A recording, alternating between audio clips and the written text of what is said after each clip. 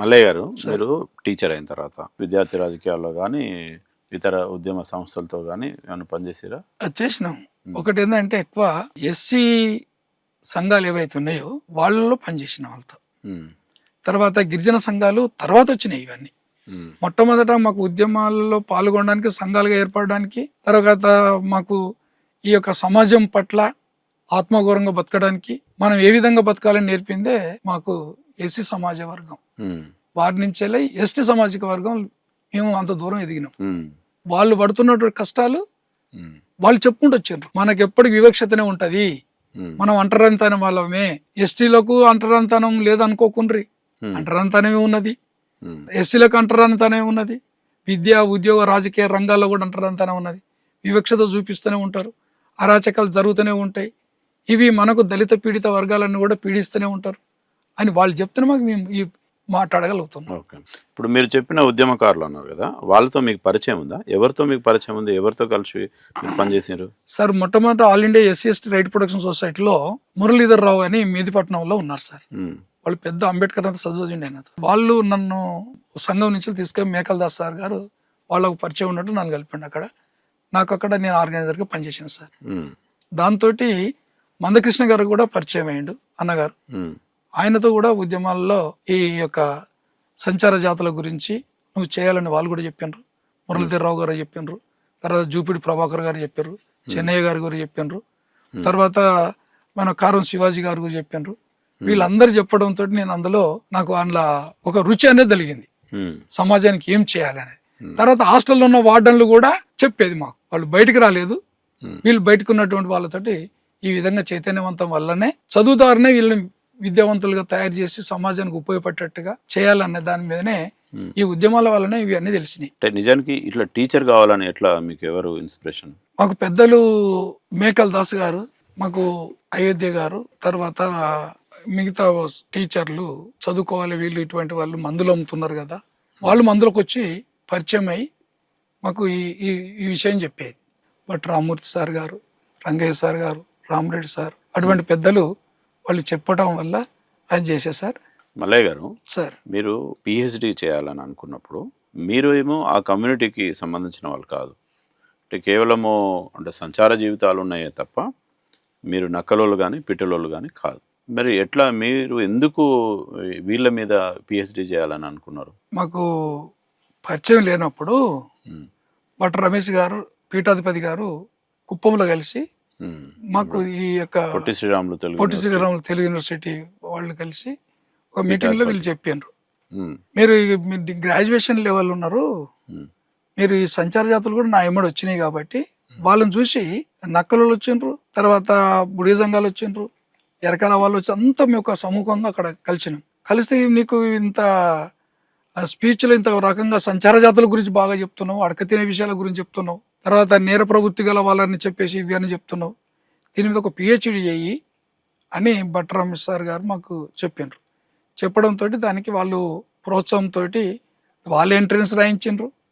ఈ సంచార జాతులతో అనుబంధం ఉందని చెప్పేసి ఈ నక్కలది అధ్యయనం చేయడం జరిగింది, ఆ పిహెచ్డి చేయడం జరిగింది. ఓకే. ఎన్ని సంవత్సరాలు మీరు పరిశోధన చేశారు? దాదాపు 12 సంవత్సరాలు ఈ యొక్క తెగ పైన పరిశోధన చేయడం జరిగింది. దానికి ఈ పరిశోధనకు కూడా ఈ యొక్క ఆదివాసీ తెగల్లో సమాజానికి దూరం ఉన్న తెగలు, ఈ ఆదివాసీల్లో కూడా వెనుకబడతానం బాగున్నది. కాబట్టి ఈ వెనుకబడుతానం మీద వీళ్ళు ఏ విధంగా వీళ్ళని పైకి తీసుకురావాలి, భాష వేరే రకంగా ఉంది, తర్వాత అన్ని సమాజాలతో కలిసి ఉండరు, రెండవది ప్రత్యేకమైనటువంటి వీళ్ళ ఆహారపు అలవాట్లు, వీళ్ళ వేట, వేషధారణ చాలా భిన్నంగా ఉన్నాయి అని చెప్పేసి వీళ్ళ మీద అధ్యయనం చేయాలనేది కొంత అవగాహన ఏర్పడింది. ఇప్పుడు ఇట్లాంటి సంచార జాతులు కానీ బాగా సామాజికంగా వెనుకబాటు గురైన కులాలకు సంబంధించిన పరిశోధన చేసేటప్పుడు చాలా రకాల సమస్యలు ఎదుర్కొంటారు. ఎందుకంటే వాళ్ళకు సంబంధించిన సమాచారం సేకరించడం అనేది ఒక పెద్ద యుద్ధం. అది వాళ్ళెవరు ముందుకు వచ్చి వాళ్ళ సమాచారాన్ని ఇవ్వడం కానీ, ఇస్తే ఒక అపనమ్మకం, సమాచారం ఇవ్వకూడదు అని, ఇస్తే మా సమాచారం అంతా ఎటో పోతుంది అనేది ఒక అపనమ్మకం. దాంతోపాటు వాళ్ళకి సంబంధించిన కొన్ని కట్టుబాట్లు ఉంటాయి అని విన్నాం. అంటే ఇది రహస్యంగానే ఉంచాలి, మేము ఇంకెవరితో పరాయి వాళ్ళతో మాట్లాడొద్దు అన్నప్పుడు మీకు సమాచార సేకరణ అనేది ఒక పెద్ద ఛాలెంజ్గా ఉండేది కదా, ఎట్లా చేసిండు మీరు? చాలా అంటే అజ్ఞాతవాసం అయింది.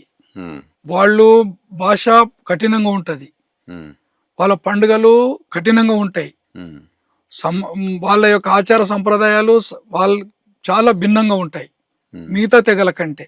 అటువంటి తెగలతోటి సన్నిహితం చేసుకొని ప్రేమగా వాళ్ళతో కలిసి మమేకం అయితేనే ఈ సమాచారం సాధ్యమవుతుందని ఆ విధంగా పరిశోధన చేయడం జరిగింది.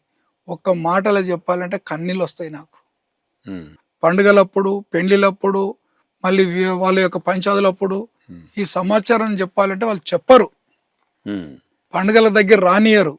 ఆ పండుగ వాళ్ళ యొక్క గూడెంలో ఉన్నటువంటి ఆ నివాసం వాళ్ళే, వాళ్ళ జాతి వాళ్ళే, ఈ తెగ వాళ్ళే ఉండాలి తప్ప మిగతా తెగ వాళ్ళు రారు. పండుగల్లో పార్టిసిపేట్ చేయడానికి లేదా? లేదు, ఎవ్వరిని రానియరు, గూడెంలోకి ఎవ్వరు రానియరు.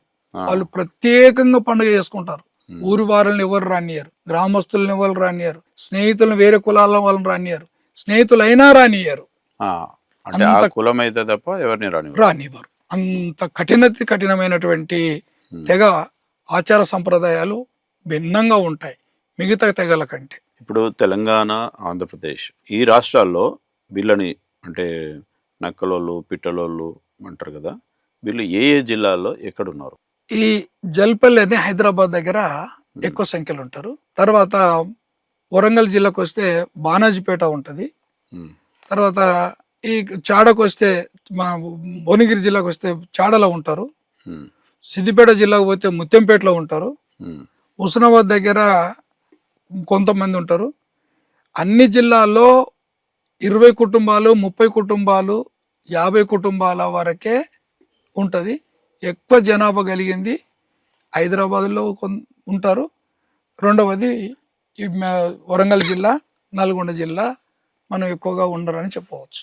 ఆంధ్రప్రదేశ్లో ఎక్కడ ఉంటారు? ఆంధ్రప్రదేశ్లో సూలూరుపేట, నాయుడుపేట, ఎంపేడు,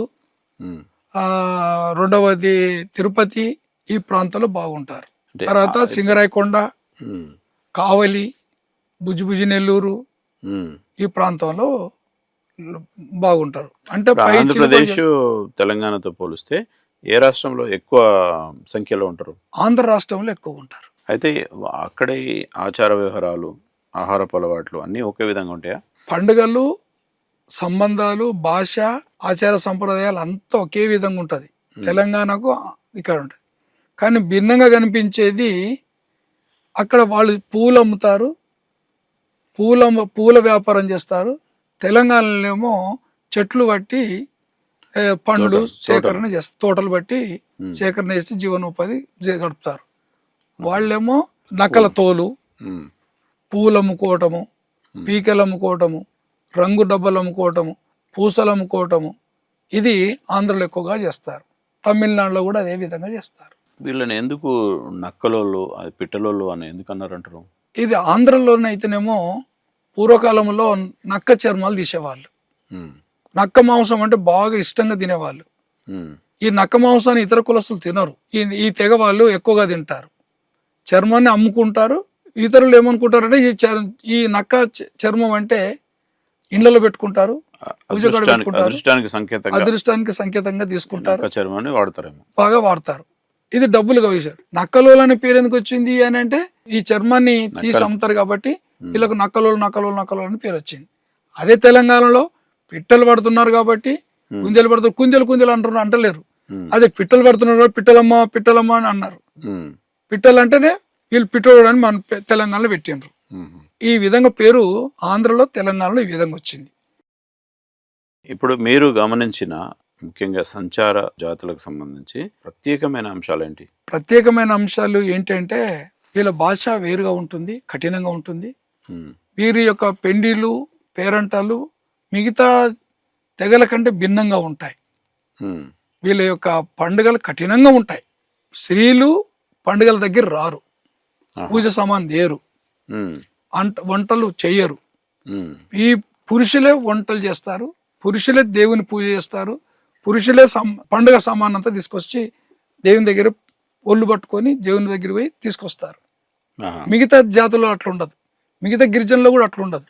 అది ఇది ఒకటి భిన్నంగా ఉంది. మీరు పండుగలు భిన్నంగా ఉన్నాయి కాబట్టి ఇందులో చాలా మిగతా వాళ్ళు పరిశోధన చేస్తే మాత్రం ఇది కాలే అనుబంధంగా ఉంది కాబట్టి నాకు ఇందులో ఈ నమ్మడానికి ఒక అవకాశం ఏర్పడింది. నమ్మకం వాళ్ళు కూడా సంచార జాతులకు సంబంధించిన వ్యక్తిగా వాళ్ళు ఓన్ చేసుకున్నారు.